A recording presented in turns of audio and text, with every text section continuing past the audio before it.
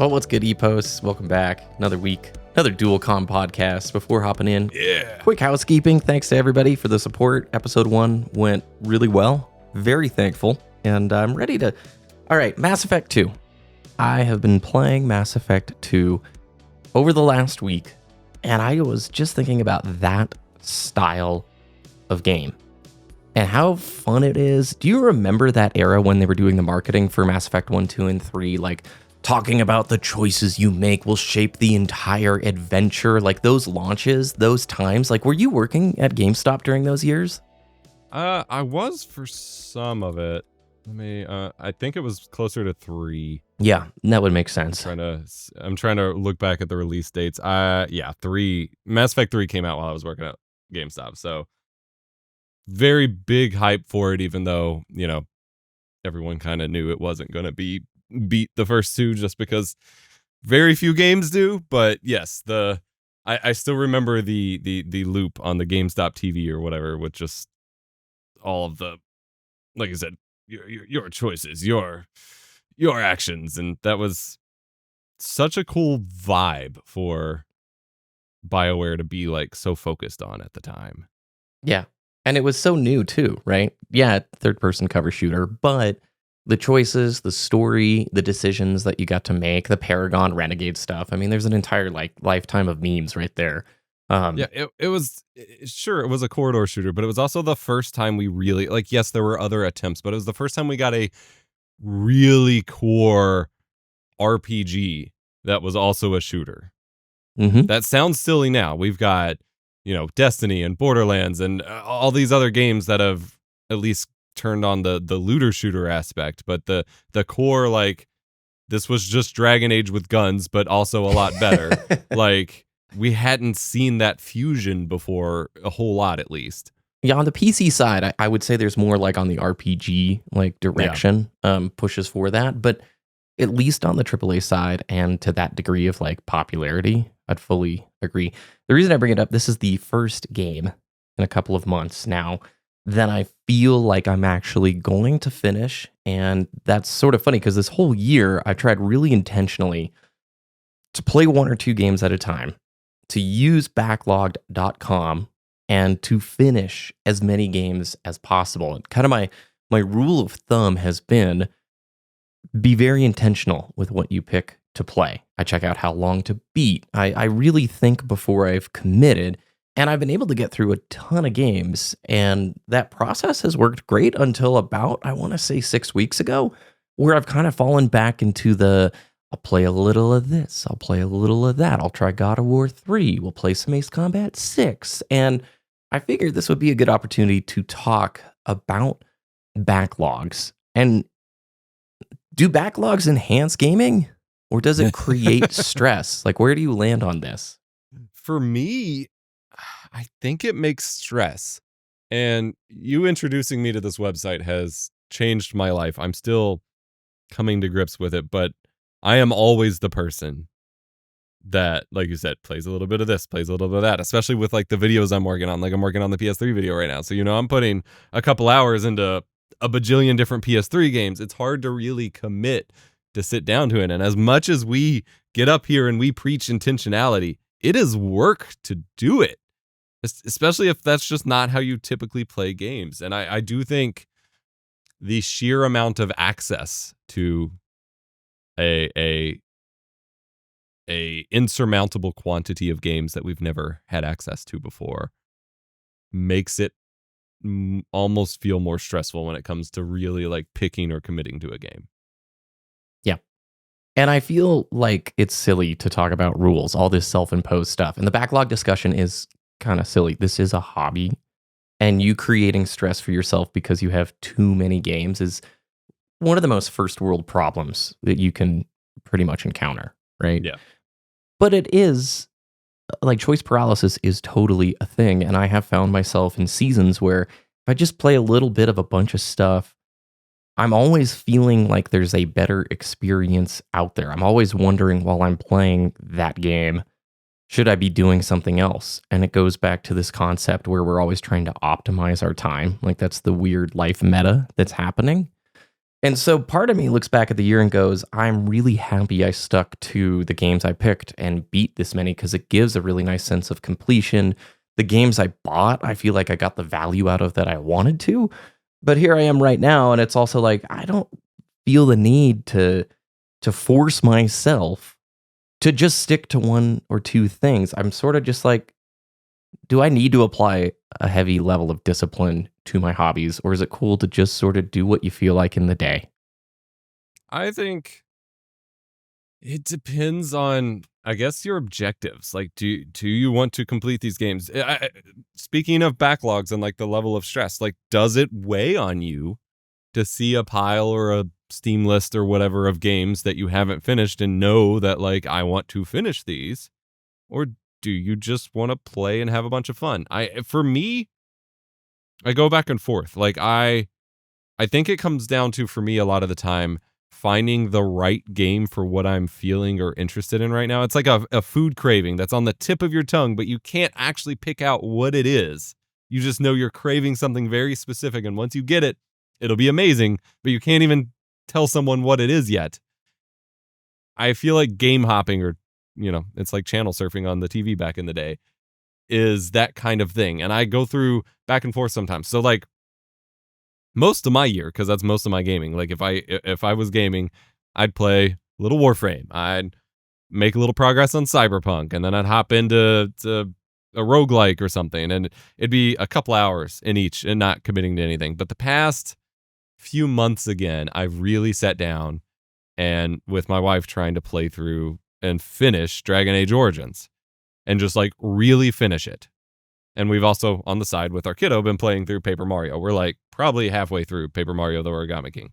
Yeah. And it's really rewarding. And like, this is what opened my eyes when you introduced, like, I've started tracking it and backlogged and everything. Like, you introducing me to this thing has really opened my eyes. Like, it's really rewarding to be like, yeah, I am making progress. I am sticking with it. But then there are some days where it's like, we've been doing this the past like 3 times we've been able to game. I'm really kind of feeling something else today.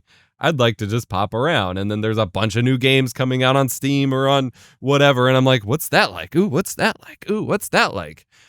And so I think like with everything, like there's got to be some degree of a balance. Yeah. I think going back to your earlier question, I don't like feeling wasteful.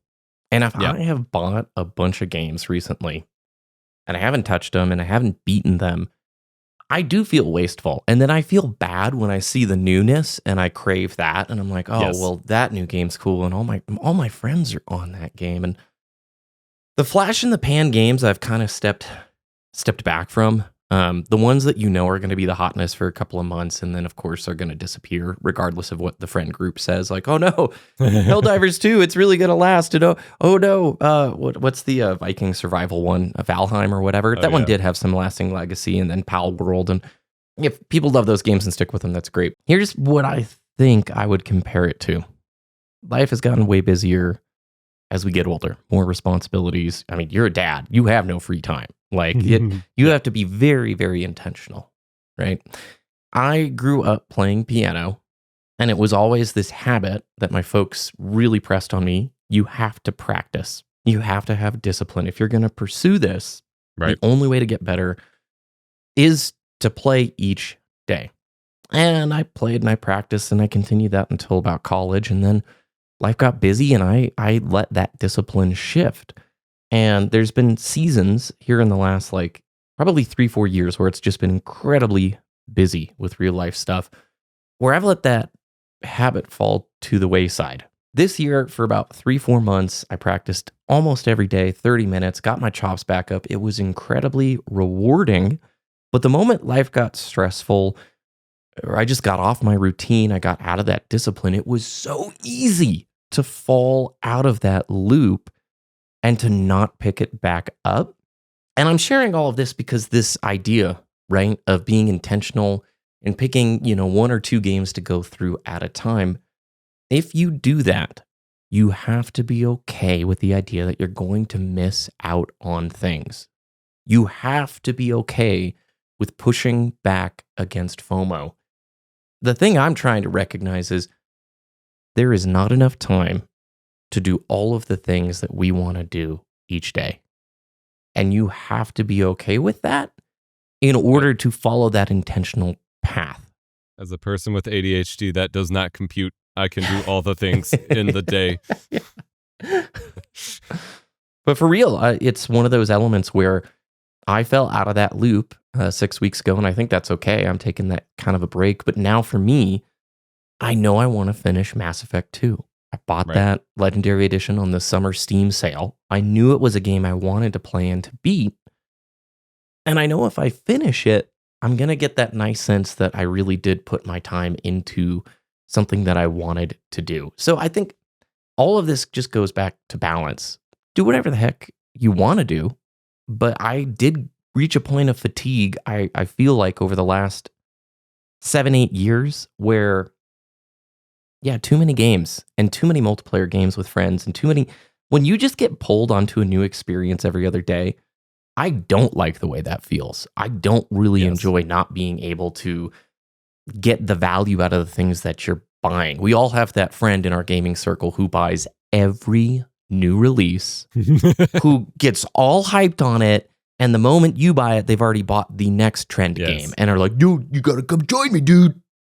I think Helldivers this year or last year, whenever it was that kind of wake-up moment for me, because that was one of those moments where it felt like everyone was on this game that I would probably love, and I could just feel that by time I truly got around to it, I truly picked it up and was ready, like I had the availability to put in a few game nights, everyone would be off of it already. And there was that sense of FOMO, but also that sense of like, that's going to feel really bad when that happens. Yeah. And effectively, that's what, like, I never got around to it. And then there was a point where I was like, I wonder if I should check this out. And that's when all the drama happened. And then everyone started abandoning it. And I was just like, I'm real glad I didn't buy it ahead of time and have it installed for 6 months only to never play it. I knew what I was doing when I bought Helldivers 2, but I was in the same position. I think my last community post on my channel, because I don't use that feature very much, was like, I finally bought Helldivers 2. It's amazing. But I also knew I was buying something that had a timetable. It would be fun to go back, but it's definitely one of those games where you want to play when it's like happening, it's hype. And for me, Kevin Kulex got me to buy the game, and I played it with him and Aviators, an old DTS show listener who's just awesome dude. And it was a ton of fun. It was well worth the money. But I'm very cautious about those kind of games. Like if another one came out, like come January, February, I only picked it up because I had friends. And if there were no friends who were playing it, no way. Yeah, tell me what have you played or beaten anything this year? And let's talk real quick. What is Backlogged.com, Epos? So I want to relate to your piano story super quick before I do that. Yeah, of course. In that I had kind of the opposite experience.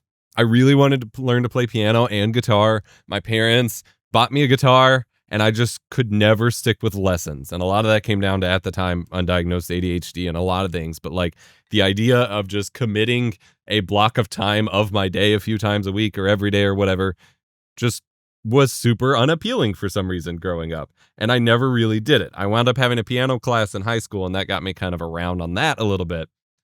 But then I get to being an adult, and I look back, and I really wish I had put the time in those crucial years to really learn this. And it's kind of the same experience I've had with games, in that I've always been someone who likes just playing a little bit of a lot of games, so I have a big understanding of what everything is, and I don't, it doesn't matter that I don't beat everything or whatever, but I look back now that I have acquired so many games in my younger years, and I'm sitting there and I'm like, this is a lot. I wasted a lot of money. Some of these I don't even want anymore. And the rest I just haven't beaten yet. When am I going to play these? And I am now like you, where I'm like, I need to be more picky and more conservative with my spending about what games I buy, because I could play the games I have now and probably never run out. But that feeling of like, oh, this new thing looks so exciting is really hard to fight. And that is what this website, and we are not sponsored by this. There's a couple different options for it. This is just the one BBK started using and recommended to me. It's backlogged.com, and there's no E at the end, just BACKLOGGD. And it is a tool that you can use to track what games you're playing, what games you've beaten, your progress. There's a bunch of features you can or cannot engage with depending on what you want to do. Like there's a journal where you can like log every time you play a game. And I started using that a little bit, but then it got too much to keep up with. But like I'll log whenever I beat like a chapter in Dragon Age. So like I logged on the 17th that I finished the Brazilian Forest arc and got the Dalish to agree to fight with me to kill the Darkspawn and blah, blah, blah. But I'm not going to log every day because like that's not important. But you get to track and you can include dates or not include dates of when you start a game, when you finish it, whether you abandon it, whether you just like retired it to the backlog, and then you get to add your own reviews of it. And it's just a nice little tool to make it easier to kind of keep on track, like we're talking about, of the intentionality. If you have just a small list of like, here's what I'm actively playing right now that I should finish, it's a lot easier to choose from that than your entire game library that is in various states of completion or starting over. So like my big games right now that I should probably finish are Dragon Age, Mass Effect 2. I've got Hyrule Warriors that I started this year. Still need to finish my Baldur's Gate playthrough with my wife. Marvel Midnight Suns, and Cyberpunk. Those are my big ones that like I started and I'm committed to finishing and I need to finish. So like if I am aimlessly looking for a game, you know, it's different if I'm just hopping in and I'm like, I really want to get this Hades fix right now or something. Then sure, go with it. But if I'm like, what the heck do I play today? I have a short, concise list of like, I should finish these and it would feel really good to make progress on it. Yep. And what you put into it is what you get out of it. I don't journal. I don't even mark, I don't think playtime or anything anymore. I really just, when I finish a game, I try and say I finished the game in Backlogged, and I write a little review about my thoughts right at the tail end of a game. And I love revisiting those feelings because everybody knows when you roll credits, especially on a game that you liked, you sort of just sit there and you take it all in and you're like, wow, that was a sick experience. I want to remember this feeling. I want to think back to it, or at least I do. And so I've done that with basically each game this year, and I beat Fallout 4. I beat New Vegas. I didn't really love New Vegas, even though I know that's heresy. Everybody says that's the better one. I liked Fallout 4 more. Got through Cyberpunk a second playthrough, and then through Phantom Liberty, and I'm so stoked to hear you're going through it because Phantom Liberty is amazing. I cannot wait to hear or talk about that with you once you've gone through it and beaten it, dude. You have hyped it up so much, like I can't wait to get to it. I just haven't had time to get back to it yet. I've put like 4 or 5 out, maybe more than it's got to be more than that at this point. Because I started last year and I've picked it up every couple months, and I'll put in like 3 or 4 hours at a time as I get to it. And every time I'm like, this is amazing, and I can't wait to finish and make progress, but then inevitably something else comes up and I gotta be in the like right headspace, because with Cyberpunk I want to get fully immersed. I want headphones on or speakers real loud if I can do it. I want up on the ultra wide, HDR on, like everything full tilt, because it's a game you just want to fully be in. You don't want to be distracted or like half playing. Correct. And with your studio setup, you're like already playing it in a cyberpunk like space, you know, so it's pretty perfect. And the story dress up as Hacker Man. Exactly. The story is what the original should have been. Phantom Liberty, I feel like, demonstrates what 2077 could have been. And it's a little bit of a bummer that they reached that point right as they're shifting focus and there's no more DLCs. They're on to Cyberpunk 2 or whatever. But you're going to enjoy that for sure. Then I beat Elden Ring, Shadow of the Erd Tree right after that. Went on some shorter game binges. So Pseudo Regalia and Lunistis, which are both really cool platformers on the PC. They're indies. And then it was Half-Life 2 and a bunch of Zelda games, basically. I beat Ocarina of Time on the 3DS, and then Majora's Mask, A Link Between Worlds, and Echoes of Wisdom. And everybody's like, how did you do that all? And it's like, well, first of all, some of these games I've been playing off and on for years, right? So like A Link Between Worlds, I started in 2019, that save file. Okay, so there are some long, slow burn kind of games, but once I got through Half-Life 2 and all of the episodes, that's where I've sort of been. I haven't completed anything since that point. And I compare it to this. So I used to race mountain bikes, and the coach we had us journal, basically. We had a training journal that would, after every ride and training thing, you would write down what you did, when you did it. And it was helpful if you were to, hey, I felt bad this week. Maybe I trained too hard. Let's look at this day or this entry from a few days ago. But it was really nice to to have that level of intentionality to get it out on paper, and just now looking at this journal, this backlogged thing, I don't think I've ever had a year of gaming where I could sit down and look and just show you or tell you, this is what I played this year, and this is what I liked, and this is what I didn't like. I enjoy Backlogged, and it's modeled after Letterboxd, which is an app for logging movies that you've seen and discovering new ones. A lot of viewers on the videos where I've talked about Backlogged, they'll say, hey, I use Steam lists to do this. Yeah, there's so many different tools. How Long to Beat is another one. Like I'm always looking up, unless it's a game I want no spoilers for. How long does it take to beat this game? Because Persona 5 was 110 hours, and that game took me over 2 years to beat. And it was a house sitting game.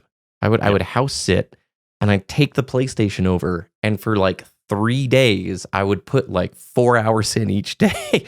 And that's the only way I made progress through a game like that. There's no way I would ever start another playthrough of a 100-hour game right now, unless it was the greatest thing ever. So I'm picking things that are like, oh, Portal 2. Oh, that's not on the list. I should put that in. That didn't take very long. Yeah, my favorite thing of something like this, I'm a huge sucker for this kind of thing, is just seeing that list of like your stats and here's what you've done so far. I really liked, before Steam days, I really liked a service called Xfire. It was one of the first tools that like tracked your time in games.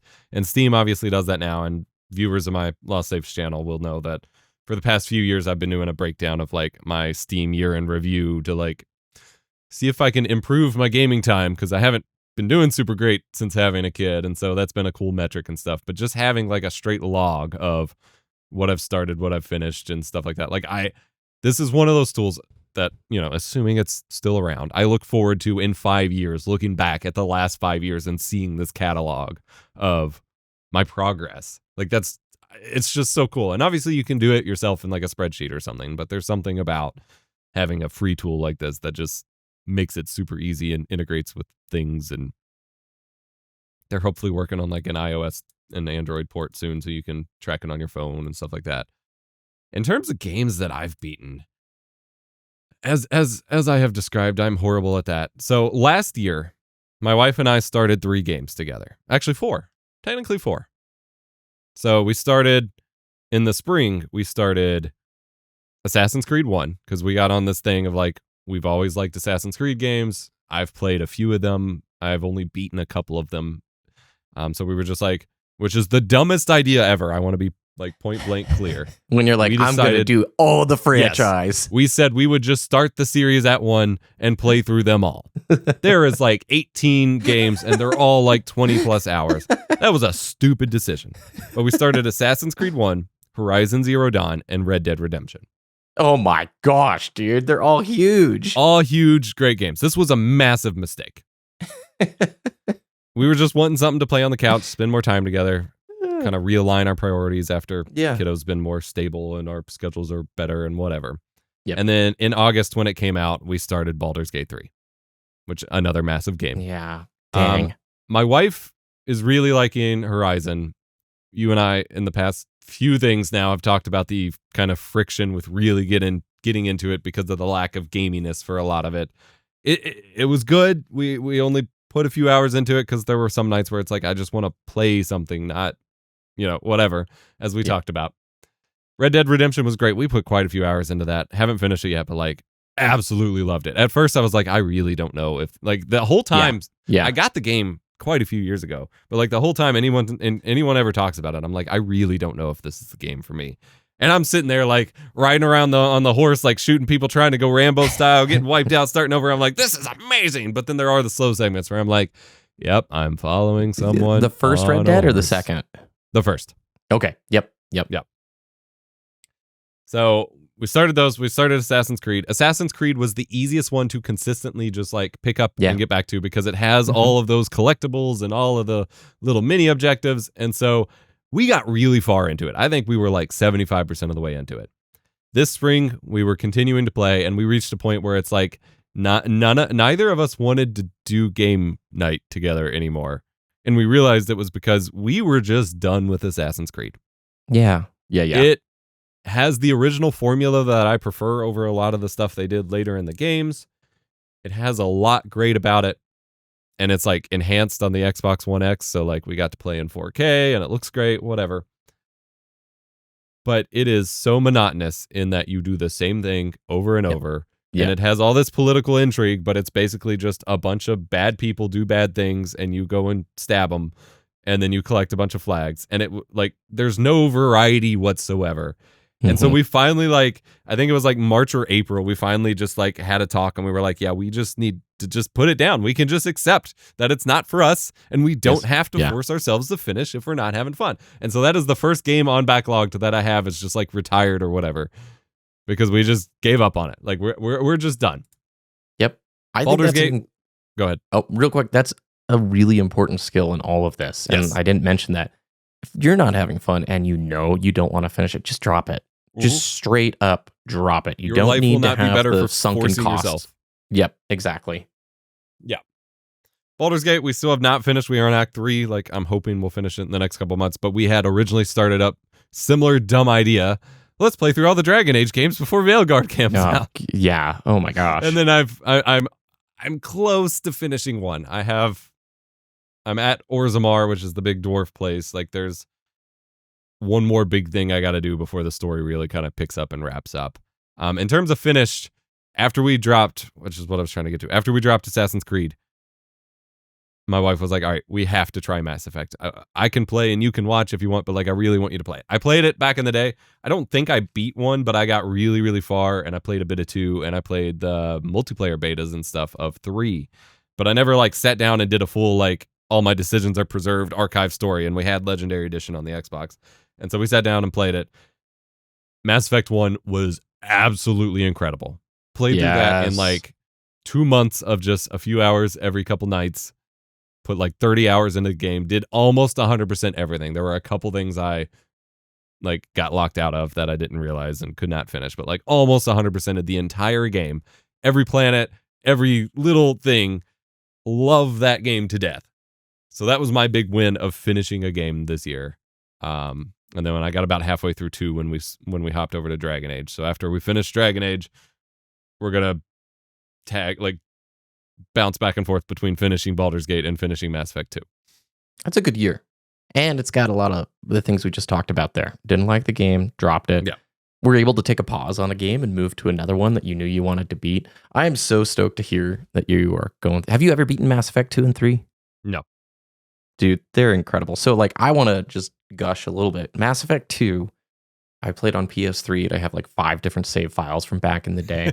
And it is a game, even though it's a very story and choice-driven game, it has very fun gameplay within it, to the point where those other playthroughs weren't for the story really a second time through. They were to make different choices, but then also play different classes to play it on the hardest difficulty, which the game is very fun on the harder difficulties. It's super punishing. And it's a lot slower, but I'm playing through it now. It's just a normal difficulty playthrough because I don't want to take the extra time, but I had just played it on hardcore or whatever the 1-up is from it. And it plays remarkably differently.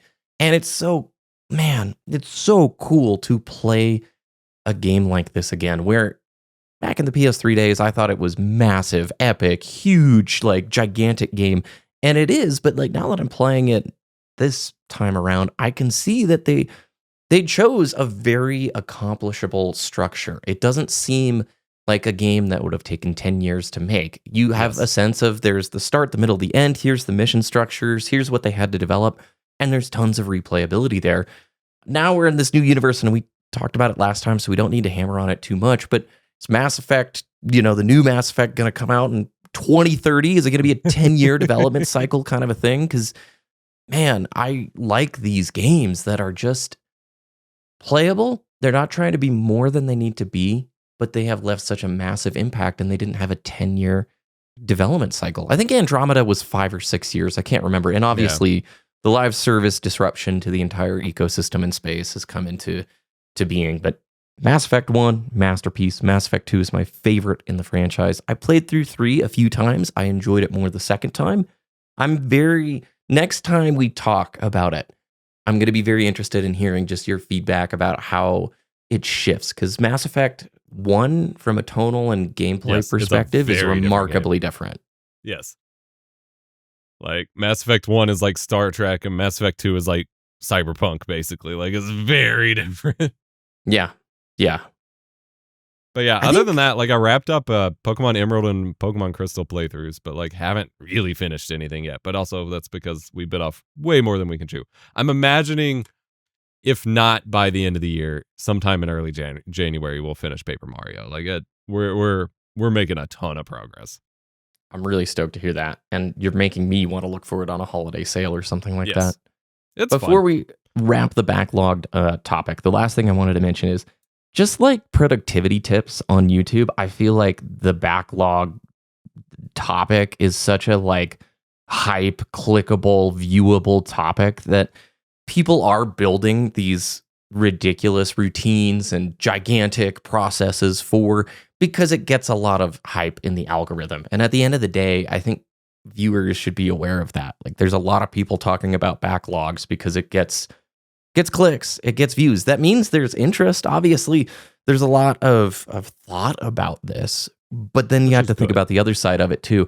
Is this a routine, right? If you're watching YouTuber XYZ, whatever, coming up with all these methodologies and things, and even I just am genuinely sharing what I went through this year, but it's what worked for me. Like, Yes. Are they sharing it out of the goodwill of their heart, or are they doing it also because it's like, well, this gets a ton of clicks, so I need to come up with an even more robust formula about how to beat 9 billion games or whatever?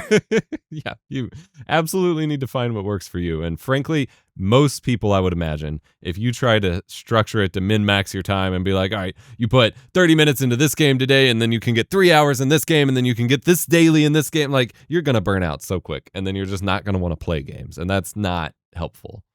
You got to find a flow that works for you that isn't adding more stress than you already had. Because at the end of the day, this is our fun leisure hobby. We shouldn't be at each other's throats over it or trying to turn it into a well-oiled machine. Like, we should just be having fun. Yeah. Well, speaking of Sony, you got me thinking a bunch about Sony. And I haven't played a lot of PlayStation stuff the last few years. I have not picked up a PlayStation 5. But PS3, PS4 were very near and dear to my heart. And you brought up something a few weeks ago that I thought was pretty interesting. We really don't see many like old school PlayStation Mascot style games. A lot of their pillar staple IPs and characters from PS1, PS2, PS3 days, they're kind of just missing now, right? Yes, it's really confusing. And they still have some, like, I guess Aloy is one now. Halo still has, or Halo, Xbox still has Halo and Gears, even if they are less talked about, and they have others. Nintendo obviously is all about mascots. And Sony is just like, even their commercials, it's like Fortnite. Like, what? No. And it's really hard. And you listen to what some of the execs say, and they've had a long list of executives that seem out of touch with quote unquote the gamers. But this one is specifically from Hiroki Totoki, who said this was a conversation about like making more video game films because they're getting more and more popular. And it's whether it's for games, films, or anime, we don't have that much IP that we fostered from the beginning. And that is just absolutely insane to me, because the PlayStation we grew up with was full of that. Like our whole episode last time talking about PS3 stuff, like so much. But can we hold for a second? Spyro, Lara Croft, Crash, Sackboy, Parappa the Rapper, Ratchet and Clank, Jack and Daxter, Twisted Kratos, Metal, Nathan Drake, Killzone stuff, Resistance, Kratos. I mean, they don't have it anymore, but like Metal Gear, right? Solid Snake. Is this like him pitching, we now need to go buy all of this IP and hold on to it and sit on it forever? That is what I'm worried about, with Xbox having done a ton. And there was a rumor that Sony wanted to buy the like media complex that owns From Software, even though that like whatever, but like I think that's them trying to like test the waters to see if they should go buy more IP instead of just making stuff. Like, this is such a big trend in the gaming space right now, to just buy up all of the game franchises or IPs and then do nothing with them. And there's some that we mentioned, like you said, that they don't fully have exclusive rights to anymore. Like Metal Gear's cross-platform now, the Souls games are cross-platform. Crash Bandicoot is owned by Microsoft now, so that's awkward. But that's also part of the problem, is they just like did not hold on to their IPs, or they just let them fade. And we talked last time, Little Big Planet has not gotten a proper game since the PS3, which is what it started on. And it was such an iconic, cool universe. There's your Mario Maker game. You were doing Mario Maker Lite before Mario Maker. So they're SOCOM. Have they forgotten about this? Yes. Resistance, you just talked about that in the last episode. MotorStorm, like, this is frustrating because you did just mention something. They let Crash go. Yeah. Crash was your Mario, and those games are still super fun. I was playing Crash 4 just a few days ago. Now, granted, sidebar, have you played Crash 4? I've played a few hours of it, yeah. Okay. What did you think about Crash 4 in relation to, like, let's say the Insane Trilogy, like the original 3 games? It definitely changes the tone of how it plays a lot, which I wasn't entirely expecting, since they did the whole, like, it's a 4, it's a continuation of this kind of thing, but it still has some of that core feel. Like, you compare to some of the, like, Xbox 360 era Crash games they started cranking out, like Mind Over Mutants and stuff, where it's, like, very different. This is at least coming back towards the original trilogy, but it's still a step away from it. Yeah, I agree. I think they took risks. I think I have way more fun with Crash 1, 2, and 3. Seriously. Yeah. Like, I'm going to get through and finish Crash 4. I'm so happy they made a Crash 4. I think Toys for Bob did a really fun job, but I'm having trouble still grappling with this. You remember Infamous? Yes. Dude, so my first copy of Infamous was gifted to me by Sony for that 2011 network shutdown. That was one of the games I picked. And I played the absolute crap out of that game. I loved it so much. It was such an addicting formula. And they did quite a few games with it, and most of them were pretty fun. Like, it might have gotten a little stale after a while, but, like, I think if nothing else, the Spider-Man games show that formula still works, because they're basically the same game. I don't know why you don't. Anyway, I was saying I got 1 and 2 in the, like, slim case factors coming in from eBay, but, like, I don't know how you don't just do more with them. Like, I don't know what they're expecting here, because everyone else that's turning things into movies or other franchises are games that have been around forever. Like, Castlevania's been around for 30 years. Xbox, and they just kept making them instead of burying them. Think about this. Like, Xbox has kind of done this as well. The Gears franchise, they're, like, very slow with these days, right? I don't know when we're getting Gear 6, but okay. 2 thoughts.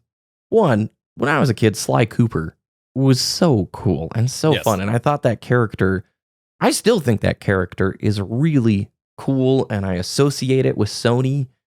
And that's been left behind. The last one was PS3, I think, in like 2012 or 13 or whatever. So I'm pulling up an article. I talked about this. A lot of people talked about it. So Sean Layden, former PlayStation executive, basically talked about the danger of the AAA space right now and a collapse of creativity. So I'm going to read his quote. This is Sean Layden, okay, former executive for PlayStation. My personal hero in the gaming space. Super cool dude. Reggie status, right? Yeah. And so he says, today the entry cost for making a AAA game is in the triple-digit millions now. I think naturally, risk tolerance drops. And you're looking at sequels.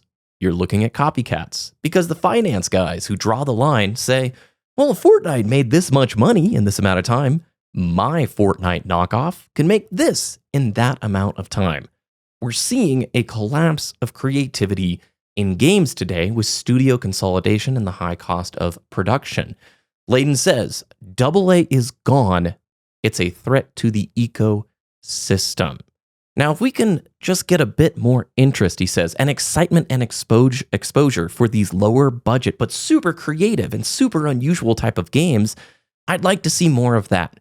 Because if we're just going to rely on the blockbusters to get us through, I think that's a death sentence. And he goes on to say, if you're going to pitch me your AA game and in the first 2 pages of your deck is your monetization and revenue subscription scheme, I'm out. Your first page has to be, this game needs to be made, and here's why. Boom, mic drop, right? Is that not everything I think we're talking about here with this frustration?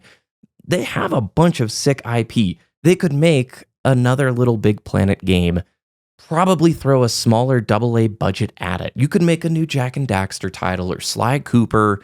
You could it's a shame that they don't have a SOCOM or Killzone game happening. That would just print money if you had a half decent game, in my opinion. But it's this obsession of big 10-year gigantic must not fail game because we spent $150 million on it. Too much. This is too much, you know?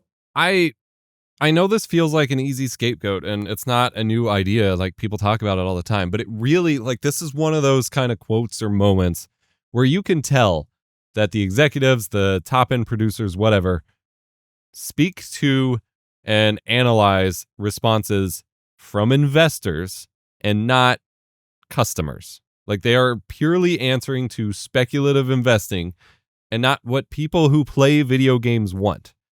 And when we're looking at all this, I start to think, especially having just seen a couple commercials on YouTube recently for the PlayStation, are there any kids that own a PS5? Like, what would they play? What would a child, like a 8 to 12-year-old, play on a PlayStation right now? The old Astrobot's like the only one, right? Yeah, assuming some degree of like following ESRB ratings to some amount of, following it. Not every parent's super strict, but, assuming some relevance to it, what is a kid going to play? Spider-Man? Yeah. Like two That's games not a that big they released? No. Yeah. And I just think about it, and it's just like, they don't realize that people who play games just want more fun games to play and not groundbreaking, genre-changing, realistic graphics, uncanny valley, 10-year dev cycle, push hardware to, like, those are cool moments, but like every game cannot be that. We just want another Gravity Rush. We want more Ape Escape that uses the fancy new DualShock control or DualSense controller. The Ratchet and Clank game was, again, I don't have a PS5, but I want a PS5 literally for Astrobot and Ratchet and Clank and Demon Souls. But Ratchet and Clank or Rift Apart, that's 100% the kind of thing I'm like, oh yeah, give me more of that. Yeah. That looks sick. And like most of those games don't require triple-digit millions of dollars. They didn't before, and they shouldn't now. Nothing like just an Ape Escape. An Ape Escape game does not require $100 million to make. It requires a PS2 level game engine, interacting with the DualSense to get cool vibration and like motion tracking of your hands, and just letting us play some more game. Like, that is something I will always harp on whenever I have a new favorite like game or game engine or whatever, is I'm like, you could literally just crank out more games from this engine and I would buy them. Yeah. And I feel that way about so many games. And one of them I always jump on is the Champions of Norath Baldur's Gate Dark Alliance engine that they made for PS2. Like, it had beautiful particles, wonderful water system, great soundtracks. Just give me more Diablo-likes in that engine and I would be happy. You don't need to turn it into the most photorealistic thing to compete with Baldur's Gate, because you're not going to win that way. You couldn't even make a PlayStation All-Star Brawl kind of game in this era, because like you're saying, the new Sony fans, it would be Kratos and Joel and Ellie from The Last of Us. I guess there'd be the Returnal person. What else? It'd be such a small roster. What was the zombie game that Ben Studio made? You ride the motorcycle and you shoot Days Gone. The zombies. Yeah. Just be some dude with a beard on a motorcycle. I'm not saying it's the Stellar Blade girl, maybe. Like, is that a Sony only? I don't remember. It's on PC too, but like they're very integrated with Sony for the marketing and for the like ownership. You just reminded me. We don't even need to talk about it. The freaking Game Awards nominations and seeing the reactions from everybody. Like, look, I enjoy Jeff Keighley's Game Awards. It's fun to watch, but let's be real.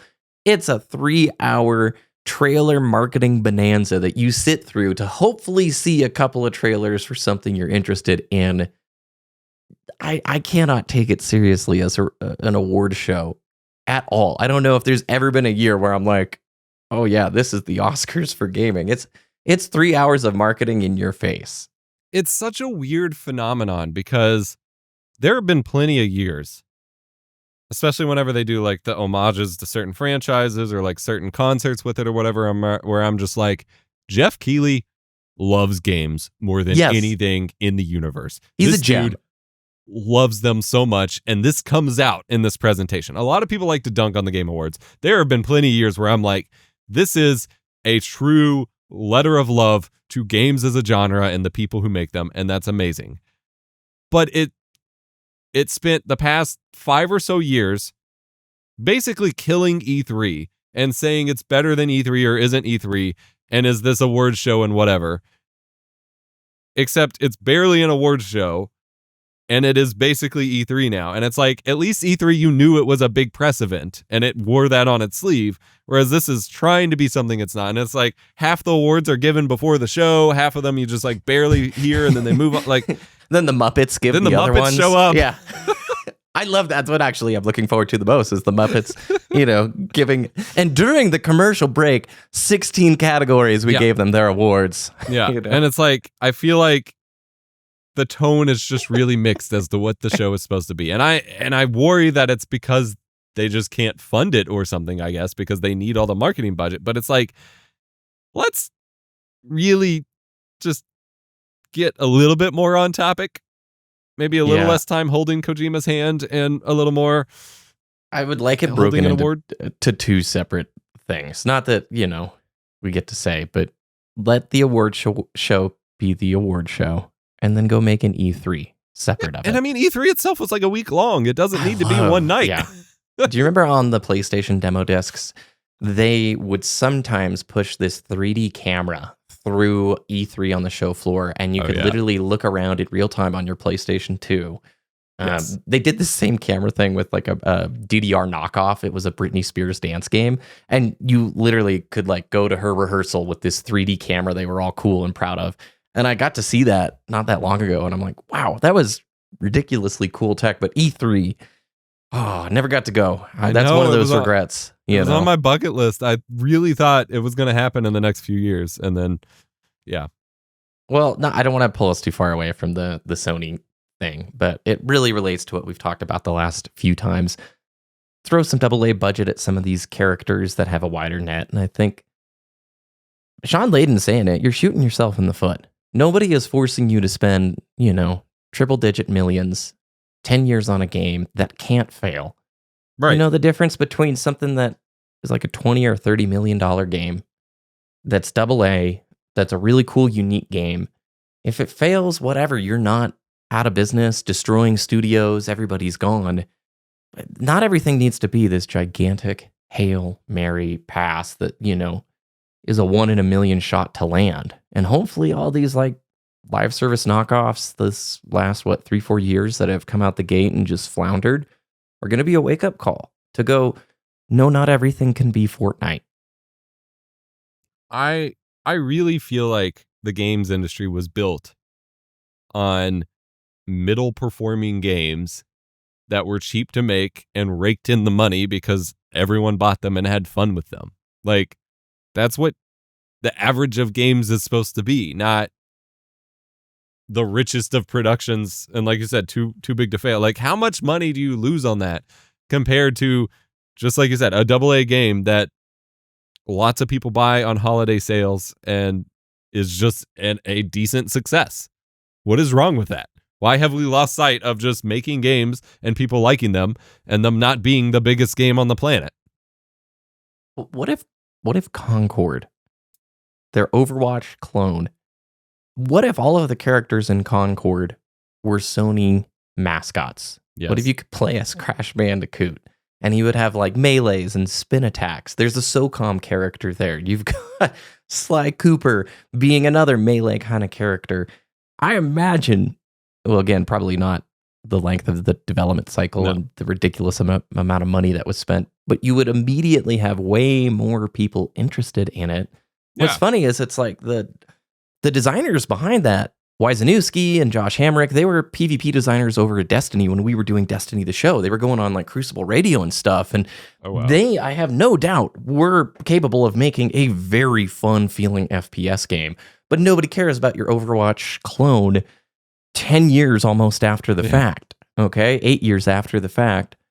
it's one of those things where hopefully PlayStation moving forward shifts, because I do think that change and shift occurred PlayStation 4, right? You could probably look at PlayStation 4, less and less of that IP. PS5, like you just mentioned, looking through their exclusives. Yeah, there's probably 2 games you would let your kid play at some point. The rest are, he's not playing God of War. He's not playing Last of Us. He's not playing Death Stranding, you know? Yeah.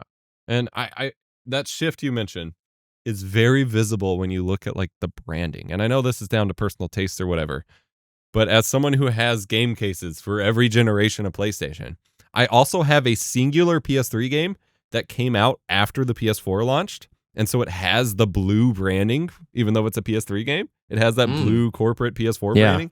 And the drastic evolution from PS1 to PS2 to the early, I don't know if you remember the early PS3 cases that had the like Spider-Man font. Yes. Into the still gamery PS3 font over to PS4. Like it got so corporate and just like cold feeling. It's so sterile. Yeah, it feels like that just communicates the shift, and that just becomes less enjoyable. And Xbox went through a kind of similar thing, but they still try to like put it out there a little bit. Like they still have the original X logo and they're trying to like spin it a little bit. Like it got corporatified, but I feel like not quite as much.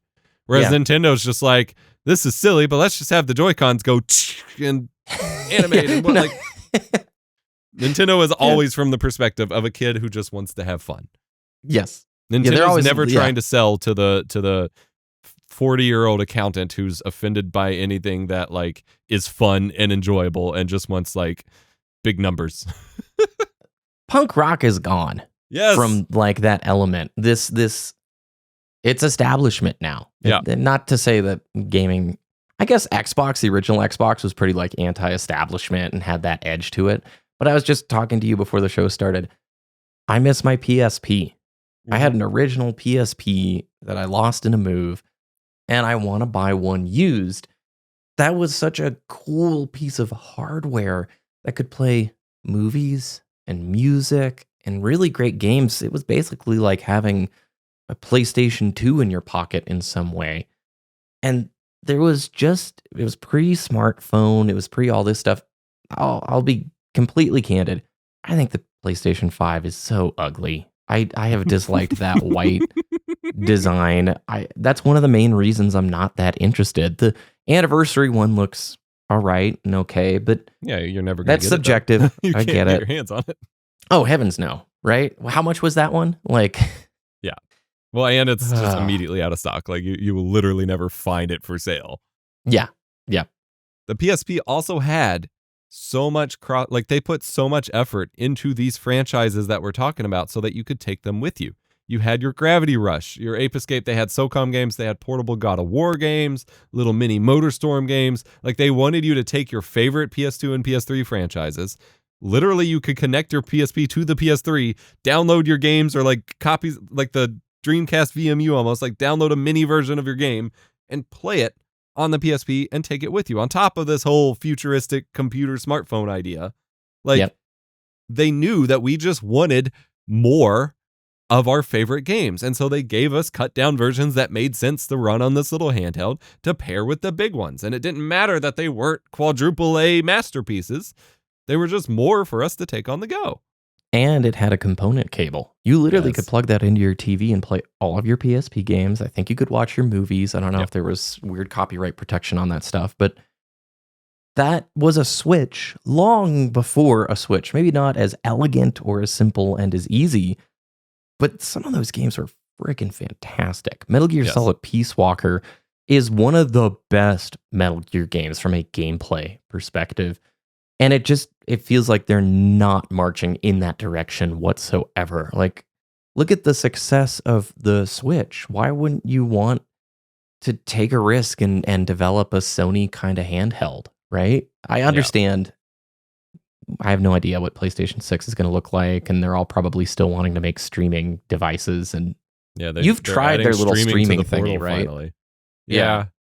It's all right. Like I am someone, and I want to loop in a separate discussion into this that I think backs this up a lot. But like, I am someone who wants different kinds of experiences for what I'm doing in different places. I don't expect to play The Last of Us or Horizon or God of War 2018 on a handheld and have the full experience. I want a handheld experience of a game in a franchise or a gameplay style that I like.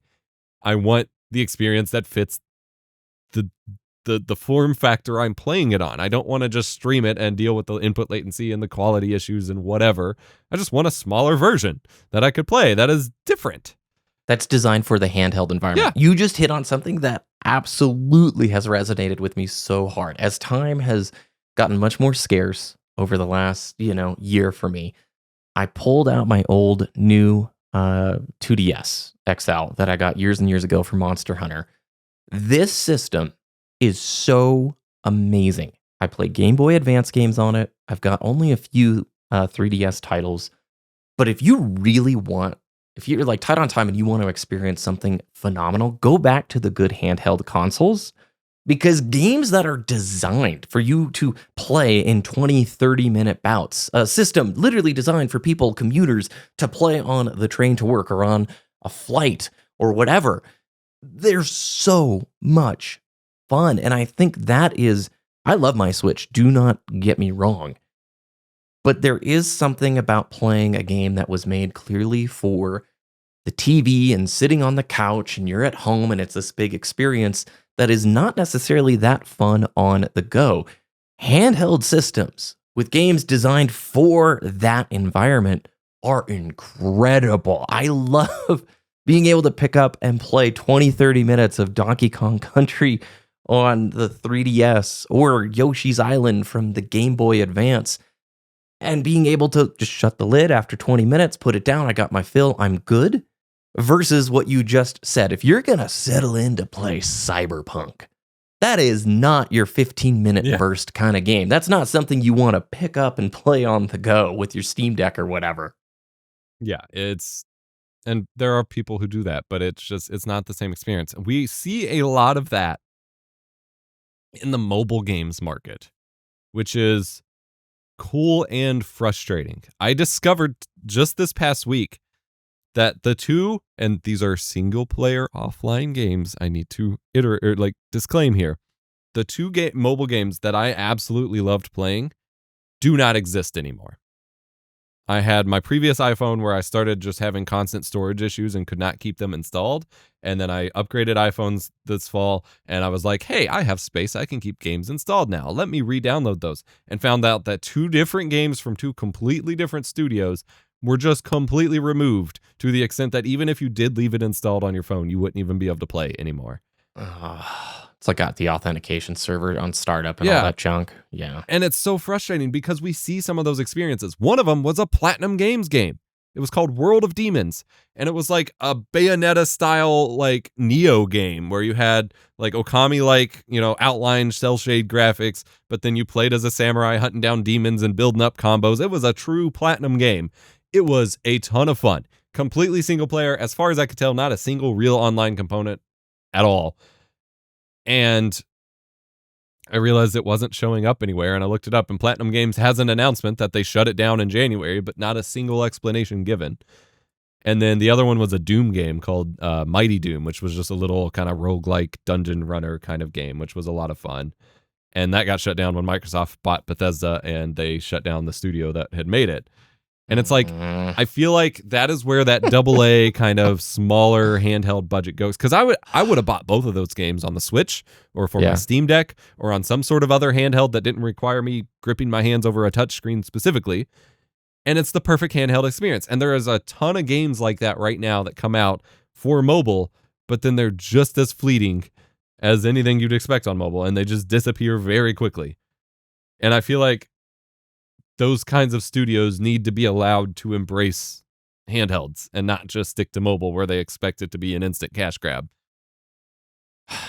This is probably a disconnect for me. I don't play mobile games. The last time I did was probably like Fruit Ninja and Cube Runner and that era. I despise mobile games like on phones because it's just such a cesspool of the worst monetization and ads in your face. They're horrible. Okay, I recognize there are probably some solid ones, and maybe me being separate from it, I don't have the full exposure that I need to. But it's fair to say, like, there's so many awful monetization schemes in those games that people fall prey to. I just don't touch it. I don't like playing on a touch screen anyway. That's the frustrating part for me. And that is, I'm like diving into this ever since I discovered these games were taken offline for a video. Because I 100%, I'm on the same board with you. And pretty much any game I find that I enjoy, I either pull up on my iPad as like a proper console experience, or I try to find it elsewhere. Like I just found out, I was looking it up while we were talking, there's a Teenage Mutant Ninja Turtles game that I started liking. It's a roguelike. And apparently it's just on Steam. So I can put it on my Steam Deck and not have to play cramped over my phone. And so that's great. I can just buy it, not deal with monetization or weird notifications or whatever. And it's great. What I find so fascinating about the market is, yes, most of it, especially the top games, like it's all the cookie clickers, open up your wallet for every 30 seconds of gameplay, whatever, garbage. But then there's experiences like Call of Duty Mobile and Apex Legends Mobile when it was around. And some of those shooters that I know you didn't spend a ton of time with, but I think you remember me hyping it up when I started playing. COD Mobile was awesome. Because they were just casual, old school Call of Duty. Yeah. And the same thing with the single player games is that whenever they're available, which is apparently never guaranteed anymore, they're just a AA kind of budget, small scale, handheld game. And it's like, this could be the best of gaming. This could be everything we want right now in terms of addressing these complaints. But it's forced on this platform that absolutely represents the worst of gaming.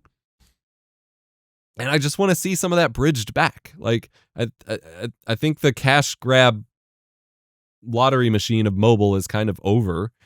People have caught on and started putting passwords on their accounts so their kids don't spend thousands of dollars in Raid Shadow Legends or whatever. Like, I think we're past that point, and I think some of those games need to continue to make their way over to real platforms. And I am over the moon that this stupid little Teenage Mutant Ninja Turtles game, which I downloaded for free through Apple Arcade, but like you said, I can't stand playing on the touchscreen, and I don't want my email or my Discord messages showing up while I'm playing. Yeah. I am going to pay $30, $30 whole dollars for this game I have access to for free so I can play it on my Steam Deck and actually just like enjoy it on a handheld the way it's meant to be played. And it's going to be awesome. And I think there needs to be more of this, because this is the first game where I've been like, hey, this would be great somewhere else, that I look up and it's actually available somewhere else.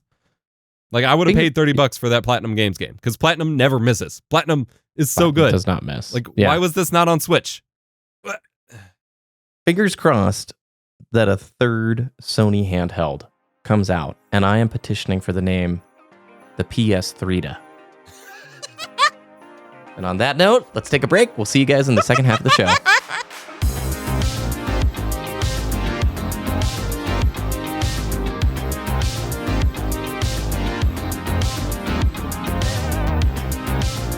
The magic of holiday gaming, Epos. Cozy vibes, time off, revisiting old favorites, family nearby. I think this would be a fun time to talk. We're recording this on Thanksgiving week. Maybe this comes out Thanksgiving week. Who knows? Let's talk about some favorite holiday gaming memories. If there's one memory that jumps out at you immediately, maybe getting a new console as a gift, maybe some multiplayer titles. Let's just vibe a little bit. I don't have my hot chocolate here, but if I did, this would be the time. So one experience I want to share is that my parents used to troll me with console gifts. Whoa, what? One was Easter, but one was Christmas, which is what I'm thinking of most. I got a GameCube for Christmas one year, and I was always super late to most of these consoles, so it was way after it had already been out, but like before Pokemon Coliseum came out, because that's what I was really going to want it for. For Christmas, I got, and you know, this was from quote-unquote Santa, I got the Batman game that was on GameCube, which was awesome. Nice. I got some Mario game that I don't remember exactly what it was, and then Zelda Wind Waker. Oh, wow. But those were my presents, were those three games. You can imagine my confusion when Santa Claus gave me 3 GameCube games, and I did not own a GameCube. Oh, no. Well, how long are we talking here before the console arrived? Because this is starting to sound like a pretty rough gift. It's even worse than not having it. I was very excited and then very confused when I opened all of my gifts and there was not a GameCube among them. Oh, no. And as I'm like starting to get worried and not happy, my parents come around the corner with a big bag that had used GameCube. Oh my gosh. I thought you were going to tell me they waited till Easter to give you the GameCube, like teach you some life lesson about waiting or whatever. No, they had done the same thing a couple years prior with the Nintendo 64. We always do a whole bunch for Easter, even though we don't do a whole lot about the holiday, but candy in a basket. How could you not? And so they put like Pokemon Stadium, Super Mario 64, and something else in my Easter basket. And I was like, whoa, wait, I don't have a Nintendo 64. I can't play these. And turns out they had already set up. And this died in a flood, and I'm always so upset about it because I've never gotten another one. I had the green Nintendo 64. Oh, it was so freaking cool. But yeah, twice. They gave me the games for a system I didn't have, waited for my reaction, and then revealed that I was also getting the system. Then that is a slammin' Christmas. That's, yes, that's incredible. I still will ask for like a game at Christmas time, and those end up being some of my favorite games. Last year, Super Mario Wonder. Took me almost the whole year to beat it. I didn't mention that was on the backlogged list as well. But loved that game. And it means even more that family gave it. And a few years ago, it was Star Wars Jedi Fallen Order. A lot of times it's this opportunity where it's like, hey, what are you wanting for Christmas? Or what are you thinking about? Because I have family members who will ask and like be interested in that. And it's typically the games that you're interested in, haven't bought for yourself just yet, but you're like, well, that's no risk. Let's see. And I end up pretty much always loving those games. And I do remember Skyrim. I don't remember if Skyrim was a gift, but it absolutely was played on my holiday break. I was in college at the time. I drove home for the holidays. And when you're in college, getting the big break after you just went through the grind of finals and all of that just stress, to have a week or two of nothing. Like I would come home and I'd work a little bit on some of those holiday breaks, but to not have to worry about finals or homework, or back then being able to stay up all night and it not killing you. These days, if I just stay up a little bit late, it's horrible for days. It's ridiculous. But I remember being in Skyrim till 3 or 4 in the morning over and over again. It's cold outside. It's snowing. There may not be another gaming experience in my life that nails the vibes as hard as playing Skyrim on PlayStation 3 on winter break. There's nothing like that. It's incredible. I have very fond memories of it too. I got hired for my first ever job, a retail job, the day Skyrim came out. And so I went home from that like interview, whatever, and ran to GameStop and picked it up and opened it that night and started playing. It's incredible. And so I played it that whole holiday break. It was a ton of fun. I have similar memories of that. I also have we got Halo 3. I don't know. It would have been the year it came out. Right? Yeah. I didn't have a 360 yet, so we got that. I used 360 and Halo 3 for Christmas. And I always remember the day after Christmas, my buddy and I set up the Xbox 360, Halo 3, and back then we had this big the rear projection box TVs, the giant ones. Yeah. And so the game was literally larger than life. We had split screen that was massive. My buddy and I were playing through it.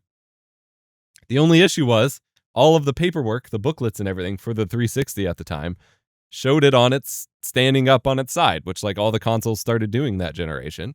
And so that's how we had it, except we had it on this little rolly cart that my original Xbox was on. And apparently it was had just enough wobble that it etched the edge of the disc in the CD tray as we played. You told me about this. Yeah. Yeah, we got like halfway through the game the day after Christmas, and then the game just stopped playing. And we were like, what? And so we had to take it back up to GameStop. And thankfully they were super chill. They were like, yeah, that's why we have these, the game protection guarantee warranties for your disc and whatever. And they just let us have it the one time. And told us to put the Xbox on its side, and then we didn't have any other issues. But like, I remember the amazement and the heartbreak. Just even that first spot in Halo 3 when Johnson and Arbiter come upon Master Chief as he's locked into the ground from falling to the planet from space, and you get to see Johnson smoke off his cigar, and it was just like the most realistic looking thing in the world at the time. Like such a good memory. I remember, speaking of destroying discs, this probably wasn't the holidays, but in college, my roommate, I'd never played a Grand Theft Auto game, and he had Grand Theft Auto 4, really liked it, and I knocked over, I think, the console or something. It destroyed the disc, so we went to a mom and pop shop. I got him another disc. I still have the destroyed, chewed up version in here, awesome. And I want to get another disc to try my old save on the 360. I know that's silly, but sometimes it's really fun to go back and look at your save files. When I talked earlier about Mass Effect 2 on the PlayStation 3, I pulled up one of those save files. I was like, I named him Dog Shepherd, like DAWG, like, okay. And then there was Slim Shepherd and all these stupid things. I was like, I'm an idiot. And I hopped in on hardcore or whatever the hard difficulty was, and immediately got like 2-shot. I'm like, was I really like elite gamer status back in the day? What was I thinking? Gaming around the holidays is super fun. I remember playing like Wii bowling with my family. Never owned a Wii, but did have one at the house where my folks were. And just getting to play Wii Sports and bowl with people who would normally never play games was amazing. And then they'd all go and, I don't know, like watch football, eat, and I would turn on Super Mario Galaxy 2 and just get lost in like an hour of this and go, oh my gosh, this is amazing. I love it. I'm trying to think of a few others that released at the same time. Oh, go for it. Sorry. I've got a very similar one where we'd have like, we had everyone upstairs, and I think we ended up setting up a projector or something, but in our upstairs little family room, living room, the like entryway room, my mom had this LCD TV mounted to the wall. Do you remember the scene from The Office where he's like, it's a plasma flat screen TV? Yeah. He's like, sometimes I push it back. It was that exact TV. So, it's like a 4-inch TV. And we set it up with everyone upstairs to play Wii bowling in our big room where we could like run around. And like, that was a lot of fun. And then when everyone started eating and watching football, I went downstairs to my little TV and the Xbox to play Halo 2. I was on like one of the last parts where I'd always get stuck. And I just remember like everyone losing it over Wii bowling and then me grinding it out on Halo 2 trying to beat Tartarus or whatever.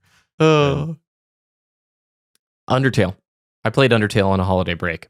That was a correct decision. That was like a solid move. That and Celeste. I think I also played that one on a holiday break. That's a perfect winter vibe, dude. Yes. Oh, it's such a good game. It's such a great game still. And Undertale, I need to go through a second playthrough on just for the music alone. Yeah. But this is definitely, when we're in the middle of summer, it's hot outside. It's beautiful. It's not dark at like 3 p.m. Those are the times where I don't want to be playing games. But right now, it's dark at like 4:30. Yep. And you just want to settle in and do something cozy. I wish we'd get rid of daylight savings. To kind of fight back against it, I wake up now at like 5:30 in the morning. So I'm like, well, it's going to change. I want to change with the light, and it's been not too bad. But anyway, I'm just going nuts. Overwatch. Do you remember playing Overwatch around the holidays? I feel like that's original good old Overwatch days was a Christmas kind of game. That first Christmas event with all the skins and stuff, the game still felt so pure and exciting. And like they even changed one of the maps for like snow and stuff. And it was so nice. Yes. Yeah. Before things changed. So they released an Overwatch Classic, right? You told me about this. Yes. I had seen the tweets, but wasn't it received pretty meh? Well, I think everyone is just kind of I told you soing right now. Yeah. Because everyone was mad. Deservedly. Yeah, like people were mad that they just, instead of making it a separate game, they just yoinked your copy of Overwatch 1 and replaced it with this new one. And everyone was like, well, they did WoW Classic. They're probably going to do this. And everyone's going to wait for this because the game isn't super popular right now. And then they're doing it, and they're doing it as an evolved, like it's starting out with just vanilla Overwatch with the vanilla rules and heroes, and then they're going to evolve it as the event continues or comes back or whatever. And it's just like, why not just keep both so everyone can be happy. And Yeah. that's a weird thing, not to get on a tangent because I want to keep talking holiday stuff, but that's just a weird thing I don't understand about modern shooters is we have more players than ever, but they're more terrified than ever of dividing player bases. Whereas before we had so many different playlists and we had people who couldn't play DLC matches with the map packs and everything, and it was fine. It was honestly fine. And now it's like, no, everyone must be in this same lobby or the game doesn't work. Yeah. No, it's down to we can only have 3 or 4 behemoths that have the full population. Yeah. Call of Duty games are a good example of a holiday game, even though it's usually November. I think back to the last midnight release I went to was Modern Warfare 3. And I was into COD at the time. And I don't know why, but I had a total existential gamer crisis realizing I didn't like that game a few weeks into it. And I mean, I melted down. It was like I had associated all of my free time with COD at that time. No, I was devastated. I went through a similar thing. I started out originally being like, this is the Call of Duty I'm not going to buy.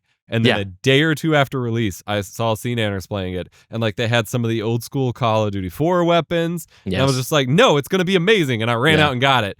And I, had my little honeymoon phase for like a day or two. And then I'm like, wait, I was right the first time. No. Yeah, and it was impossible to ignore the hype back then. It was all Machinima Respawn. It was everything that we were watching. They were all racing to prestige. And I want to be a part of that. Like, yes. I did not have the intentionality that I do now. The FOMO was way too strong. Yeah. Speaking of that FOMO, my most anticipated game of the whole year, Stalker 2. That was going to be my holiday game, but unoptimized, buggy, lots of just performance issues. And yes, I've seen all the comments. Hey, the community's got patches. Hey, they're releasing a patch. But I learned with Cyberpunk, I'm going to wait. Yep. I'm going to play it when it's right. I wish my first Cyberpunk experience was the 2.0 version. So forget the FOMO. Happy to wait. Get it on a discount when it's the ultimate best version of the game that runs on a bunch of different systems. That never used to enter my mind. I really feel like, especially thinking about holiday games, we were console players for the most part back then. You were on the PC gaming side way, way earlier than me. So I have to, you were still down that rabbit hole. But for the most part, optimization, I feel like used to be much more dependable. You didn't have to go through Digital Foundry video after Digital Foundry video to make sure like this thing didn't run like a potato, Yeah, it was. Yeah, you could reliably just grab a game on whatever you had or whatever felt right. Like that was, I kind of look back because you bring that up. Like, yeah, that was around the time period that I started really switching some more games over to PC. Like when I got Skyrim, I got it on PC. I was the only person at GameStop picking up a PC copy. Everyone else was like 360 or whatever. But at the time, it wasn't because it played that much better or whatever. Like they still reliably played and it was fine. But now it's such a grab bag and it's harder whenever you do ask for it for like a gift or something because you got to really pick and choose what you're getting it on. The best kind of gift is the one that you're like not picking, that is a surprise to you and then ends up being like defining. And I just realized through this conversation, the most core memory I have of a great holiday gift game was Pokemon Blue. My cousin got red. Yep. I got blue. I had no idea what it was. I was so young at the time. My folks must have done the research. That probably changed my life. Not only did I fall in love with JRPGs, like I don't even know what I was playing at that age or whatever, but I ended up loving Final Fantasy 7 and 8 and Legend of Dragoon and all of these basically read text-based JRPGs with turn-based combat systems. And Pokemon Blue was just incredible. And I did beat that game as a kid. And I don't know how, because at that age, right, those are not things that you're thinking about, is getting to the end. And wow. Yeah, you are more of a Pokemon fan than me. I only played Blue. That really was that and Snap when we'd rent that from Blockbuster. But I think back, and that is insanely happy memories for me. Playing that game with my cousin at Christmas. Genius. What a cool idea. It changed everything. I've used and reused the same family video clip over and over of me getting my first Game Boy. And for me, I started with gold. And so my cousin got silver, I got gold, and just like getting a handheld for the first time. Like I knew what a Game Boy was. I wanted it, but like actually having it and having that Pokemon game. And I was still young enough. Like I still wasn't like an amazing reader yet. And so my mom had to like set up the game. Like I had no clue how to set up a game. You know, you got to name yourself and whatever. And like I could read the words, but I'm like, what do you mean? What am I supposed to do? And so my first character in Gold was my mom's name and whatever. She named my Totodile Toto because she thought I would just start over and like rename it or whatever. But I played that save until I got a Game Shark that wound up accidentally like wiping it out the next year. But like that is my fondest memory of I've got the Game Boy, the green Game Boy Color, Pokemon Gold, and one of those little like purse sling bags that just held your Game Boy and like 2 cartridges. And it was just like I was living with this like amazing game experience that I played through dozens of times over the years. I still go back to it. Yeah, I don't know why, but this is like one of the most pure, happy like gaming memories I have. And I didn't even think about it till we were talking about this. I did ultimately get Yellow a year or two whenever it came out and played through that. Did Yellow have a pedometer, the step counter thing? Yep, the Pocket Pikachu. Yes. I remember that. What a cool thing. Not only did it teach you some strategy with the fights and some problem solving, I owe a lot of my reading skills to gaming. And Pokemon was probably one of those earlier years where you are interacting with kind of book-like elements. I miss it. I wish I played Shield a few years ago. M. Vito, another one of our gaming friends, he's still way into the Pokemon series, and he got Sword, I got Shield. I enjoyed it. I would really like to play like a great or the best Pokemon game out there, isn't it? It's Heart Gold and Soul Silver, right? Isn't that the kind of community consensus? Want, like, the best of all time. That and the Omega Ruby Alpha Sapphire remakes are both really good. Are those? You know me. You know my gaming preferences. I talked about loving the handheld. I've got the 3DS here. Do you think that is a title that I would enjoy? I would start with Ruby and Sapphire. Omega, the remakes on 3DS. Yeah. I think if you liked that and got through it enough, you would be able to go to Heart Gold, Soul Silver, but Omega Ruby and Alpha Sapphire have a lot more like they really went in on the story. Like the earlier Pokemon games, it's very just you're given some exposition in the dialogue and then you're just kind of doing your own thing, and it's there, but you don't engage with it as much, which can make it hard to be motivated if you're not a Pokemon addict. Whereas Omega Ruby and Alpha Sapphire, like that's when they started doing these crazy cutscenes with the characters and like really went bombastic with this world evolving like story that I think you could get into. Okay, thank you. Well, who was your starter in what color did you get, and then what was your starter for my first one? Yeah, first Pokemon game. It was Gold for my first one, and I started originally with Totodile, and I have huge nostalgia for evolving it into Feraligatr and just having this giant alligator dinosaur. But my favorite was always Cyndaquil into Typhlosion. Like most of my subsequent playthroughs were with that, but I still have so much nostalgia for my first, Feraligatr. I think I'm trying to remember on Blue. I think I picked the one that turns into Venusaur. Bulbasaur, because he seemed pretty cool. But then I felt like an idiot when I realized Blastoise has like water guns that come out of his back, and I always regretted that. And then as you get older, it's like, well, Charizard. I mean, does it get any cooler than that? I mean, I made mistakes when I was little. Dragon, yeah, for real. It's hard because it goes back to our conversation in the last episode about having that childlike wonder and that curiosity. How do you keep it afloat? And part of me for many years is like, oh, I'm just too old for Pokemon. It's, I aged out of that.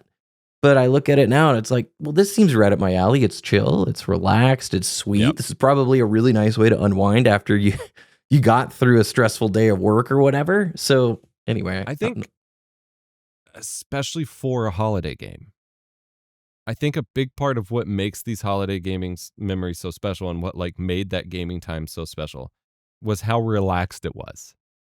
Yeah. You mentioned like you had your time off school. You didn't have to worry about staying up late. All those things. Like I think the lack of pressure, like you are enjoying your holiday break. You have zero priorities other than enjoying your presents or engaging with the game, makes it that much more like memorable. Precious. Yeah. Yeah, precious. And I think, tying this in, like you said, with what we talked about in the previous one and with what we were talking about with the backlog situation, I almost wonder if a strategy might be, strategy, not super hardcore, but, just an idea to kind of plan certain games that you might play around holiday times or vacation times when you don't feel that pressure and you aren't pressured to try all the new things or to pick up multiplayer because everyone's grinding multiplayer over the summer or whatever. Like when you have just that cozy time where you could get engaged with those games that you otherwise maybe would feel too much pressure to do other stuff during. I'm going to take that challenge. This is Thanksgiving week. I am absolutely going to try and on Friday or Saturday, maybe Thursday and Friday, stay up a little bit later. And maybe those are Mass Effect 2 nights where I'm like, I just am going to disconnect. I'm going to try and get further if that's the game that I want to play. But then we come into Christmas and that might be like another step of that intentionality. Mm-hmm. And what you brought up makes sense because I remember being like in college, wow, this is so stressful. I have so much to worry about, finals, and it is hard. I'm not going to minimize it. There's a lot of stress during that time frame. But as you get older, you realize there's way more stress now with like bills and work and life and things than at those younger stages. So it's almost even more important to be able to find those opportunities to let down. Even if you don't have as much time, you can't just get away from all the responsibilities. That's part of getting older. You can't just turn it off, but you can try and really lean into those times where you do get to recharge your batteries and be more intentional. Goes all the way back to the backlogged discussion. That time is sort of precious. You don't want to waste it. And in episode 1, that's why we said multiplayer games aren't really where we're feeling it right now, because that's a risk and we don't have as much time anymore to potentially risk. Yeah, I think that's really important. Did you ever play any old consoles over the holidays if you were coming home and maybe your family had, like, in my case, a Wii at the house and you would never play the Wii otherwise? Oh, yeah. Same thing with the Wii. Whenever I moved out, I left a lot of the Xbox 360 stuff with my parents for a while until they eventually upgrade. And so I would go back and play the Gears of War co-ops with my dad because we always played through them. And so we'd go back and revisit 1, 2, and 3 and Army of Two, those kinds of games. We would take it. My mom thought it was ridiculous because my mom's the kind of person that would structure vacation. Like if we go to like Florida or something, we have an itinerary. We're not just going to hang out. But my ideal vacation is you go somewhere relaxing and you do as little stressful things as possible. And so every time we went where I knew we'd go somewhere with like a TV, I'd make sure we took our PS2, even long after it was not that generation. I'd take our PS2 and ATV Off-Road Fury or some wrestling games or something. Yes. And I still have 1 year, we packed the console and the games and only brought one controller. And so we had to go to a game shop in Florida or wherever we were and pick up a second controller. And we got like a generic Mad Catz one or whatever. And like that is still my favorite PS2 controller to date because I just have that like fond memory of it. Oh, that's rad. So it's not the one that's busted, because that was always my Mad Catz experience going over to a friend. It's like, here's this one. You're like, oh, man. Rolling out the red carpet for me, buddy. The ultimate irony with like where things have gone, everyone's obsessed now, including me, obviously, with like transparent tech, the clear cases and stuff like that. Yeah.